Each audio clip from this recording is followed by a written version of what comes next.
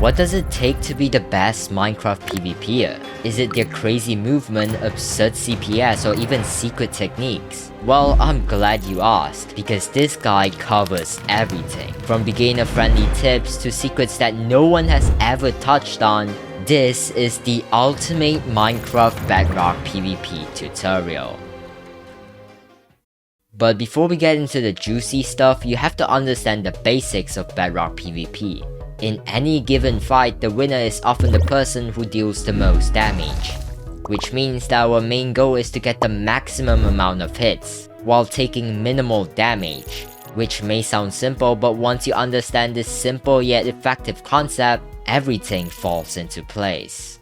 So, how do you get more hits? Well, this is where combos come into play. To put it simply, combos are chain hits where you can hit your opponent but they can't hit you. There are 3 main ways you can go about doing this. Let's start with the easiest, strafing. Strafing is when you move left and right to dodge your opponent's hits. Most people think that strafing is completely pointless, but I can assure you that it's not. I can even confidently say that strafing is better than all the other PvP methods. With all that said, how do you strafe effectively? Believe it or not, strafing randomly doesn't actually help. What you need to do is predict your opponent's movement. After a while of playing against them, you'll slowly pick up on their habits. Some players might prefer to move left more than right, others might not strafe at all. This is why it's so important to constantly change the way you move.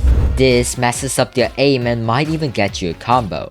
While starting a combo is very important, the same goes for holding it. This is where most players fail, but I'm here to help you with distancing. To break this down, imagine you are in a real life fight. You don't want to get too close to them to avoid being hit. Instead, you want to keep your distance and smash that like and subscribe. If this video gets 1,000 likes, I'll make a part 2, where I'll ask the best PvPers in the entire world for tips and tricks. Anyways, distancing can be simplified into 2 words. W tapping. You want to hold W when you're hitting them, but once you're far enough from them, stop holding W. This will result in a flawless combo. In fact, here's an extra tip to make your combos even better. Try to aim at their feet when you are in a trade so that you can get more reach on them. In simpler words, you have to lick their feet. Yes! Next up, jump resetting. You've probably heard this term a million times, but let's not overcomplicate it, shall we? Jump resetting is basically when you jump at the exact moment your opponent hits you. This reduces the knockback taken and gives you momentum to start a combo. Try to jump on the 2nd, 4th, and 6th hit of every trade. Wait,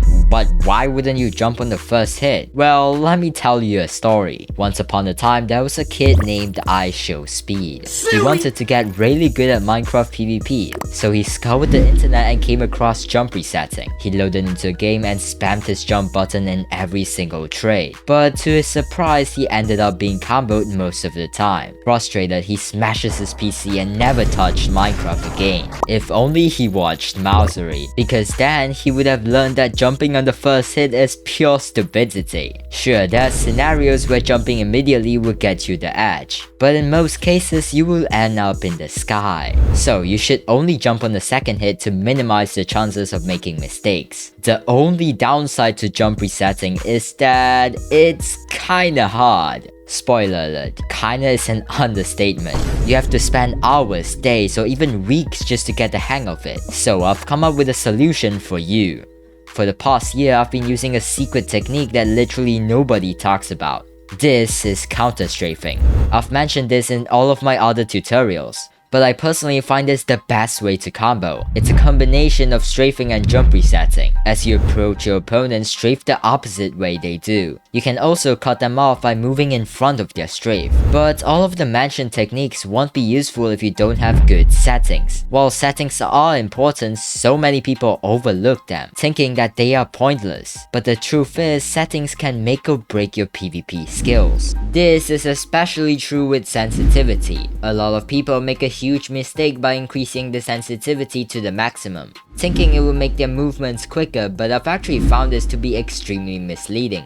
Personally, I use 14 sensitivity with 800 DPI on my mouse, which is considered to be a very low sensitivity compared to others. However, sensitivity actually depends a lot on your device. If you're on PC, I would go for a lower sensitivity. On the contrary, mobile and controller players should go for a higher sensitivity, as the movement is much harder on that. Another important setting is FOV. Unlike sensitivity, FOV doesn't actually change how the game is played. All it does is modify your field of view, which means that the higher your FOV, the more things you can see. So it's settled, right? High FOV is the best option. Well, not really. The higher the FOV, the harder it is to keep your aim steady on your opponent. So what is the best FOV? Well, it really depends on personal... Psych! The best FOV without a dub is 90. Don't believe me? Try it out yourself. Another really important setting is to turn off FOV effects. FOV effects make your aim very shaky, so there's really no harm in disabling it. Now that we got settings out of the way, let's get into the best PvP method to ever exist. Hit selecting. Hit selecting works by intentionally delaying your hit so that your opponent hits you first, which results in you hitting the ground before them. By combining this with jump reset, you can jump reset before them, ensuring you get an easy combo on them. Alright, I just said a load of words and you probably didn't understand a single thing. So here's some actual footage of a hit select. I let my opponent hit first, then I hit back immediately as soon as I heard the hit land. Then I jump reset as I hit the ground. While this all sounds easy, it takes a lot of practice to master this technique. So here's an extra tip to help you with that. Try to strafe into your hit select, as this will help you get more momentum and pick them up from the ground. Another thing you might notice is that I keep aiming at my opponent's feet when I'm trying to jump reset. That's because your reach is actually higher when you aim at their feet, which makes hitting a jump reset 50 times easier.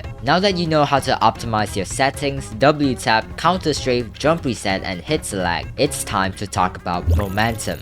Out of the hundreds of PvP tutorials out there, not a single one covers momentum in depth. Why? Probably because momentum is arguably the hardest yet most important part of Minecraft Bedrock PvP. But luckily for you, I've spent the last month researching momentum to the very core, so you don't have to. Firstly, did you know that sprinting can actually make comboing harder? Let me explain. In a normal trade, both players are sprinting, so if you suddenly back out in the middle of a trade then move forward again, you perform what's called the momentum reset. However, what separates a good momentum reset from a bad one is when you use it. I'll put up a whiteboard on screen right now to help you understand better. If you are fighting a jump resetter, a momentum reset can benefit immensely. However, if you're fighting a counter strafer, it might not help that much. This is because a counter strafer has a ton of momentum at all times. If you're fighting a person who is constantly S-tapping, never momentum reset, because it'll just end up in you being comboed. Ping also plays a very crucial role in determining a player's momentum.